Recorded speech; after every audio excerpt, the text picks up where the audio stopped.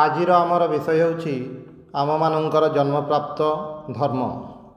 1901 ଖ୍ରୀଷ୍ଟାବ୍ଦ 31 ତାରିଖ ମାର୍ଚ୍ଚ ମାସରେ ସ୍ୱାମୀ ବିବେକାନନ୍ଦ ପ-ଗଜ ସ୍କୁଲର ବିରାଟ ପଡ଼ିଆରେ ପ୍ରାୟ 300 ଶ୍ରୋତାଙ୍କ ସମକ୍ଷରେ ଆମମାନଙ୍କର ଜନ୍ମପ୍ରାପ୍ତ ଧର୍ମ the religion we are born in ସମ୍ବନ୍ଧରେ 2 ଘଣ୍ଟା ଧରି ଏକ ବକ୍ତୃତା ଦେଇଥିଲେ।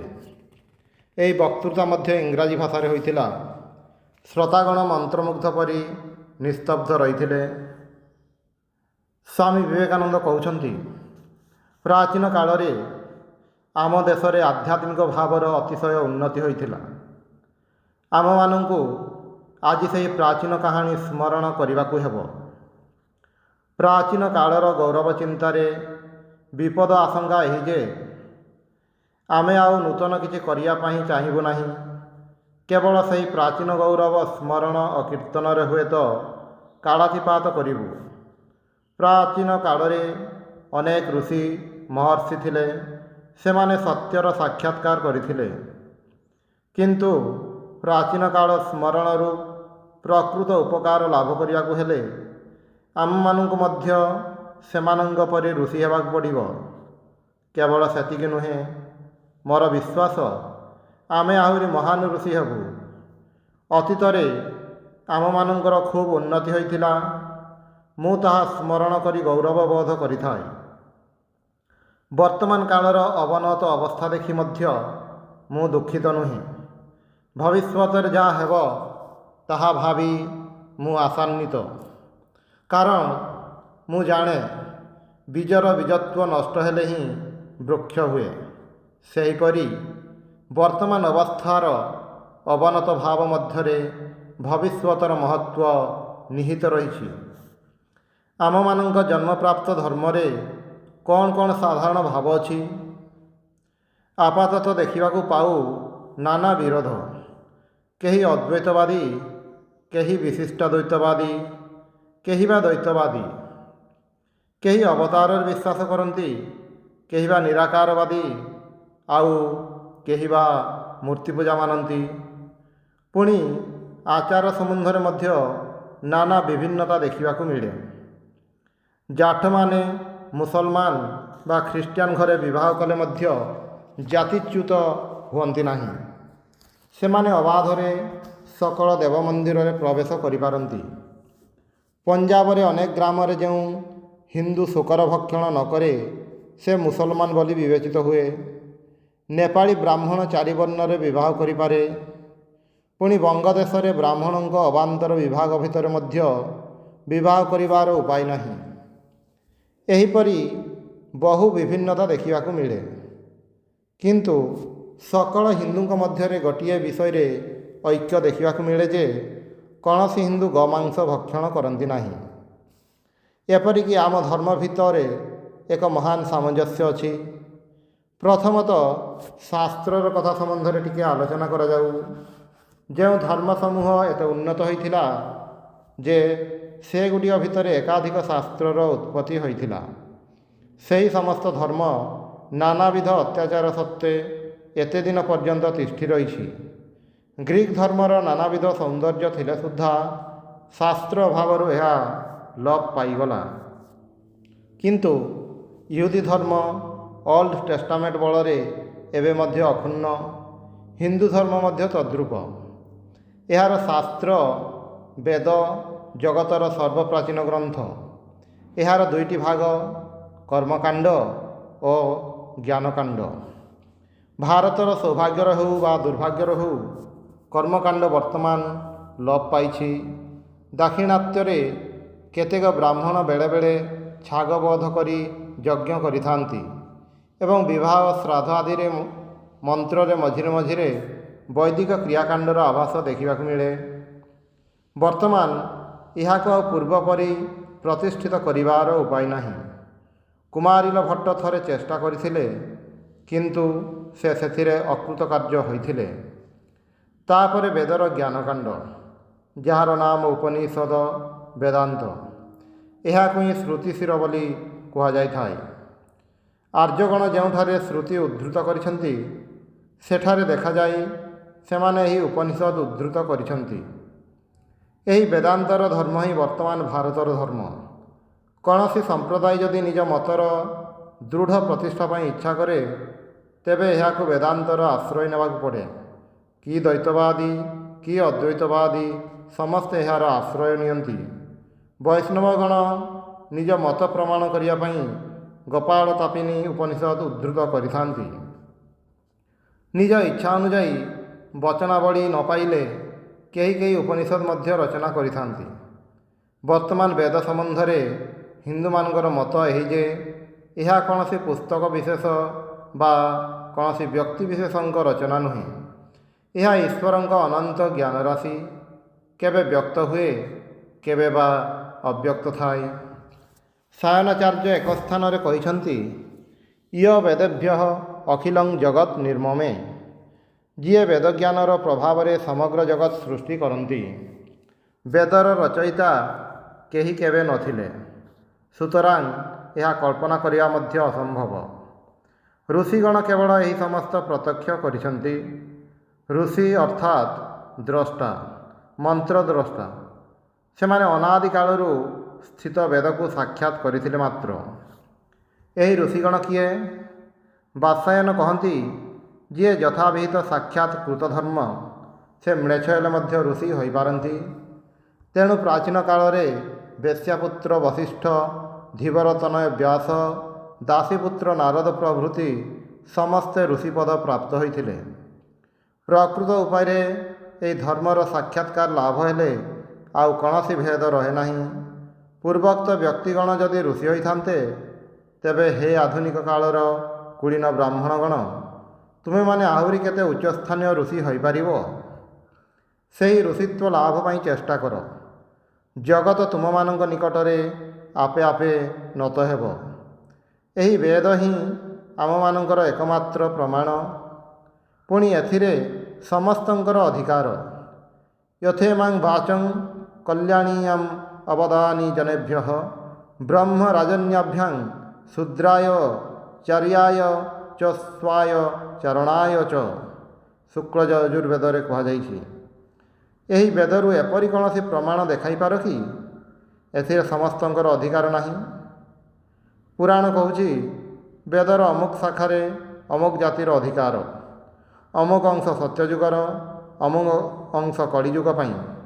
କିନ୍ତୁ ବେଦ ତ ଏକଥା କହୁନାହିଁ। ଭୃତ୍ୟ କ'ଣ କେବେ ପ୍ରଭୁକୁ ଆଜ୍ଞା ଦେଇପାରେ?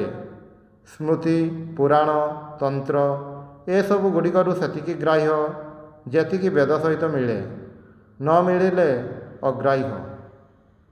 କିନ୍ତୁ ବର୍ତ୍ତମାନ ଆମେ ପୁରାଣକୁ ବେଦ ଅପେକ୍ଷା ଉଚ୍ଚତର ଆସନ ଦେଇଛୁ। ବେଦ ଚର୍ଚ୍ଚା ତ ବଙ୍ଗଳା ଦେଶରୁ ଲୋପ ପାଇଛି। ମୁଁ ସେହି ଦିନକୁ ଅପେକ୍ଷା କରି ରହିଛି ଯେଉଁଦିନ ପ୍ରତି ଗୃହରେ ଶାଳଗ୍ରାମଶିଳା ସହିତ ବେଦ ମଧ୍ୟ ପୂଜିତ ହେବ। ଆବାଳ ବୃଦ୍ଧବନିତା ବେଦର ପୂଜା କରିବେ। ବେଦ ସମ୍ବନ୍ଧରେ ପାଶ୍ଚାତ୍ୟ ପଣ୍ଡିତମାନଙ୍କ ମତ ଉପରେ ମୋର କୌଣସି ଆସ୍ଥା ନାହିଁ। ସେମାନେ ବେଦର କାଳ ଏବେ ନିର୍ଣ୍ଣୟ କରୁଛନ୍ତି। କାଲି ପୁଣି ଏହା ବଦଳି ସହସ୍ର ବର୍ଷ ତଳକୁ ଚାଲିଯିବ। ଯାହା ହେଉ, ପୂର୍ବରୁ କହିଛି, ପୁରାଣର ଯେତିକି ବେଦ ସହିତ ମିଳେ ସେଥିରୁ ସେତିକି ମାତ୍ର ଗ୍ରାହ୍ୟ। ପୁରାଣରେ ଅନେକ କଥା ଦେଖିବାକୁ ମିଳେ ଯାହା ବେଦ ସହିତ ମିଳେ ନାହିଁ। ଯଥା, ପୁରାଣରେ ଲେଖା ଅଛି କେହି 10,000 କେହି ବା 20,000 ବର୍ଷ ଜୀବିତ ରହିଛନ୍ତି। କିନ୍ତୁ ବେଦରେ ଦେଖିବାକୁ ମିଳେ ଶତାୟୁର୍ବୈ ପୁରୁଷଃ। ଏଠାରେ ବେଦ କଥା ହିଁ ଗ୍ରାହ୍ୟ। ତାହେଲେ ମଧ୍ୟ ପୁରାଣରେ ଯୋଗ, ଭକ୍ତି, ଜ୍ଞାନ, କର୍ମର ଅନେକ ସୁନ୍ଦର ସୁନ୍ଦର କଥା ଦେଖିବାକୁ ପାଉ। ସେଗୁଡ଼ିକ ଅବଶ୍ୟ ଗ୍ରହଣ କରିବାକୁ ହେବ। ତାପରେ ତନ୍ତ୍ର। ତନ୍ତ୍ର ଶବ୍ଦର ପ୍ରକୃତ ଅର୍ଥ ଶାସ୍ତ୍ର, ଯେପରି କାପିଳତନ୍ତ୍ର। କିନ୍ତୁ ଏଠାରେ ତନ୍ତ୍ର ଶବ୍ଦ ମୁଁ ଏହାର ବର୍ତ୍ତମାନ ପ୍ରଚଳିତ ସଂକୀର୍ଣ୍ଣ ଅର୍ଥର ବ୍ୟବହାର କରୁଛି। ବୌଦ୍ଧ ଧର୍ମାବଲମ୍ବୀ ରାଜାଗଣଙ୍କ ଶାସନରେ ବୈଦିକ ଯାଗଯଜ୍ଞ ସମୂହ ଲୋପ ପାଇବାରୁ କେହି ଆଉ ରାଜଭୟରେ ହିଂସା କରିପାରିଲେ ନାହିଁ। କିନ୍ତୁ ଅବଶେଷରେ ବୌଦ୍ଧମାନଙ୍କ ଭିତରେ ସେହି ଯାଗଯଜ୍ଞର ଭଲ ଭଲ ଅଂଶଗୁଡ଼ିକ ଗୋପନରେ ଅନୁଷ୍ଠିତ ହେବାକୁ ଲାଗିଲା। ସେଥିରୁ ହିଁ ତନ୍ତ୍ରର ଉତ୍ପତ୍ତି। ତନ୍ତ୍ରରେ ବାମାଚାର ପ୍ରଭୃତି କେତେକ ଖରାପ ଜିନିଷ ଥିଲେ ସୁଦ୍ଧା ଏହା ଲୋକେ ଯେତେ ଦୂର ଖରାପ ଭାବନ୍ତି ସେତେ ନୁହେଁ। ବାସ୍ତବିକ ବେଦର ବ୍ରାହ୍ମଣ ଭାଗ ହିଁ ସାମାନ୍ୟ ପରିବର୍ତ୍ତିତ ହୋଇ ତନ୍ତ୍ରମତ ଅଧ୍ୟରେ ବିଦ୍ୟମାନ। ଆଜିକାଲିର ସମୁଦାୟ ଉପାସନା, ପୂଜା ପଦ୍ଧତି, କର୍ମକାଣ୍ଡ ତନ୍ତ୍ରମତରେ ହିଁ ଅନୁଷ୍ଠିତ ହୋଇଥାଏ।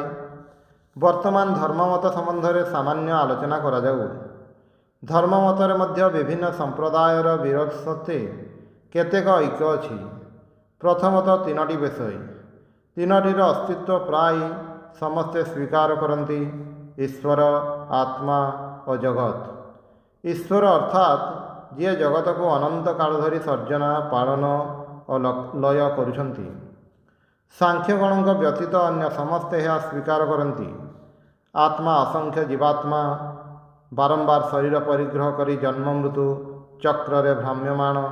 ଏହାକୁ ସଂସାରବାଦ କହନ୍ତି। ଚଳିତ କଥାରେ ପୁନର୍ଜନ୍ମବାଦ। ପୁଣି ଏହି ଅନାଦି ଅନନ୍ତ ଜଗତ, ଏହି ତିନୋଟିକୁ କେହି ଏକ, କେହି ବା ପୃଥକ୍ ନାନା ପ୍ରକାରର ବିଶ୍ୱାସ କଲେ ମଧ୍ୟ ସମସ୍ତେ ଏହି ତିନୋଟିକୁ ବିଶ୍ୱାସ କରନ୍ତି। ଏଠାରେ ସାମାନ୍ୟ ବକ୍ତବ୍ୟ ଏହି ଯେ ହିନ୍ଦୁମାନେ ଆତ୍ମାକୁ ଚିରକାଳ ମନଠାରୁ ପୃଥକ୍ ବୋଲି କହି ଆସିଛନ୍ତି। ପାଶ୍ଚାତ୍ୟବାସୀମାନେ କିନ୍ତୁ ମନ ଉପରକୁ ଆଉ ଉଠିପାରନ୍ତି ନାହିଁ। ସେମାନେ ଜଗତକୁ ଆନନ୍ଦପୂର୍ଣ୍ଣ ଓ ସମ୍ଭୋଗର ଜିନିଷ ବୋଲି କହିଥାନ୍ତି। ପ୍ରାଚ୍ୟଗଣଙ୍କର ଜନ୍ମରୁ ଧାରଣା ସଂସାର ଦୁଃଖପୂର୍ଣ୍ଣ, ଏହା କିଛି ନୁହେଁ। ଏଥିପାଇଁ ପାଶ୍ଚାତ୍ୟବାସୀମାନେ ସଂଘବଦ୍ଧ କର୍ମରେ ବିଶେଷ ପଟୁ। ପ୍ରାଚ୍ୟମାନେ ସେହିପରି ଅନ୍ତର୍ଜଗତର ଅନ୍ୱେଷଣ କରିବାରେ ଅତିଶୟ ସାହସୀ। ଯାହା ହେଉ, ବର୍ତ୍ତମାନ ହିନ୍ଦୁ ଧର୍ମର ଆଉ ଦୁଇ ଚାରୋଟି କଥା ସମ୍ବନ୍ଧରେ ଆଲୋଚନା କରାଯାଉ। ହିନ୍ଦୁମାନଙ୍କ ମଧ୍ୟରେ ଅବତାରବାଦ ପ୍ରଚଳିତ। ବେଦରେ ଆମେ କେବଳ ମତ୍ସ୍ୟ ଅବତାର କଥା ଦେଖିବାକୁ ପାଉ। ଯାହା ହେଉ, ଏହି ଅବତାରବାଦର ପ୍ରକୃତ ତାତ୍ପର୍ଯ୍ୟ ମନୁଷ୍ୟ ପୂଜା। ମନୁଷ୍ୟ ଭିତରେ ଈଶ୍ୱର ଦର୍ଶନ ହିଁ ପ୍ରକୃତ ଈଶ୍ୱର ସାକ୍ଷାତକାର। ହିନ୍ଦୁମାନେ ପ୍ରକୃତିର ମଧ୍ୟ ଦେଇ ଈଶ୍ୱରଙ୍କ ପାଖକୁ ଯାଆନ୍ତି ନାହିଁ। ମନୁଷ୍ୟ ମଧ୍ୟ ଦେଇ ମନୁଷ୍ୟର ଈଶ୍ୱରଙ୍କ ପାଖକୁ ଗମନ କରିଥାନ୍ତି। ତାପରେ ମୂର୍ତ୍ତି ପୂଜା। ଶାସ୍ତ୍ରୋକ୍ତ ପଞ୍ଚ ଉପାସ୍ୟ ଦେବତାଙ୍କ ବ୍ୟତୀତ ସକଳ ଦେବତା ଗୋଟିଏ ଗୋଟିଏ ପଦର ନାମ। କିନ୍ତୁ ଏହି ପଞ୍ଚ ଉପାସ୍ୟ ଦେବତା ସେହି ଏକ ଭଗବାନଙ୍କ ନାମ ମାତ୍ର। ଏହି ମୂର୍ତ୍ତି ପୂଜା ଆମମାନଙ୍କର ସକଳ ଶାସ୍ତ୍ରରେ ଅଧମାଧମ ବୋଲି ବର୍ଣ୍ଣିତ ହୋଇଛି। କିନ୍ତୁ ତା ବୋଲି ଏହା ଅନ୍ୟାୟ କାର୍ଯ୍ୟ ନୁହେଁ। ଏହି ମୂର୍ତ୍ତି ପୂଜା ଭିତରେ ନାନାବିଧ କୁତ୍ସିତ ଭାବ ପ୍ରବେଶ କରିଥିଲେ ମଧ୍ୟ ମୁଁ ଏହାକୁ ନିନ୍ଦା କରେ ନାହିଁ। ଯଦି ସେହି ମୂର୍ତ୍ତି ପୂଜକ ବ୍ରାହ୍ମଣର ପଦଧୂଳି ମୁଁ ପାଇନଥାନ୍ତି, ତେବେ ମୁଁ କେଉଁଠାରେ ଆଜି ପଢ଼ିଥାନ୍ତି? ଯେଉଁ ସଂସ୍କାରକମାନେ ମୂର୍ତ୍ତି ପୂଜାର ନିନ୍ଦା କରିଥାନ୍ତି, ସେମାନଙ୍କୁ ମୁଁ କହେ, ଭାଇ, ତୁମେ ଯଦି ନିରାକାର ଉପାସନାର ଯୋଗ୍ୟ ହୋଇଥାଉ ତାହା କର, କିନ୍ତୁ ଅନ୍ୟକୁ ଗାଳି ଦିଅ କାହିଁକି? ସଂସ୍କାର କେବଳ ପୁରାତନ ଗୃହର ଜୀର୍ଣ୍ଣ ସଂସ୍କାର ମାତ୍ର। ଜୀର୍ଣ୍ଣ ସଂସ୍କାର ହୋଇଗଲେ ଆଉ ଏହାର ପ୍ରୟୋଜନ କ'ଣ? କିନ୍ତୁ ସଂସ୍କାର କଦଳ ଏକ ସ୍ୱତନ୍ତ୍ର ସମ୍ପ୍ରଦାୟ ଗଠନ କରିବାକୁ ଚାହାନ୍ତି। ସେମାନେ ମହତ୍ କାର୍ଯ୍ୟ କରିଛନ୍ତି। ସେମାନଙ୍କ ମସ୍ତକରେ ଭଗବାନଙ୍କ ଆଶୀର୍ବାଦ ବର୍ଷିତ ହେଉ। କିନ୍ତୁ ତୁମେମାନେ ନିଜକୁ ପୃଥକ୍ କରିବାକୁ ଚାହଁ କାହିଁକି? ହିନ୍ଦୁ ନାମ ଗ୍ରହଣ କରିବାକୁ ଲଜ୍ଜିତ ହୁଅ କାହିଁକି? ଆମମାନଙ୍କ ଜାତୀୟ ଅର୍ଣ୍ଣବ ଯାନରେ ଆମେ ସମସ୍ତେ ଆରୋହଣ କରିଥାଉ। ହୁଏତ ଏଥିରେ ସାମାନ୍ୟ ଛିଦ୍ର ହୋଇଯାଇଛି। ଆସ ସମସ୍ତେ ମିଶି ଏହି ଛିଦ୍ର ବୁଝିବାକୁ ଚେଷ୍ଟା କରିବା। ନ ପାରିଲେ ଏକା ସଙ୍ଗରେ ବୁଡ଼ି ମରିବା। ବ୍ରାହ୍ମଣମାନଙ୍କୁ ମଧ୍ୟ କହୁଛି, ତୁମେମାନେ ଆଉ ବୃଥା ଅଭିମାନ କର ନାହିଁ। ଶାସ୍ତ୍ର ମତରେ ତୁମମାନଙ୍କର ବ୍ରାହ୍ମଣତ୍ୱ ଆଉ ନାହିଁ। କାରଣ ତୁମେମାନେ ଏତେ ଦିନ ଧରି ମ୍ଲେଚ୍ଛ ରାଜ୍ୟରେ ବାସ କରିଛ। ଯଦି ତୁମେମାନେ ନିଜ କଥାରେ ନିଜେ ବିଶ୍ୱାସ କର, ତେବେ ସେହି ପ୍ରାଚୀନ କୁମାରିଲ ଭଟ୍ଟ ଯେପରି ବୌଦ୍ଧମାନଙ୍କୁ ଉଚ୍ଛେଦ କରିବା ଅଭିପ୍ରାୟରେ ପ୍ରଥମେ ବୌଦ୍ଧ ଶିଷ୍ୟ ହୋଇ ଶେଷରେ ସେମାନଙ୍କୁ ତର୍କରେ ପରାଜିତ କରି ଅନେକଙ୍କର ମୃତ୍ୟୁର କାରଣ ହୋଇଥିଲେ ଏବଂ ପ୍ରାୟଶ୍ଚିତ ସ୍ୱରୂପ ତୁଷାରନଳରେ ପ୍ରବେଶ କରିଥିଲେ, ସେହିପରି ତୁମେ ସମସ୍ତେ ତୁଷାରନଳରେ ପ୍ରବେଶ କର। ଯଦି ତାହା କରିବାର ସାହସ ନଥାଏ, ତେବେ ନିଜର ଦୁର୍ବଳତା ସ୍ୱୀକାର କରି ସର୍ବସାଧାରଣଙ୍କୁ ସାହାଯ୍ୟ କର। ତାଙ୍କ ପାଖରେ ଜ୍ଞାନର ଦ୍ୱାର ଉନ୍ମୁକ୍ତ କର ଏବଂ ପଦଦଳିତଙ୍କୁ ତାଙ୍କର ନ୍ୟାୟ ଓ ପ୍ରକୃତ ଅଧିକାର ଦିଅ। ଓಂ ଶାନ୍ତି ଶାନ୍ତି ଶାନ୍ତି। ହରି ଓಂ ତତ୍ସତ୍।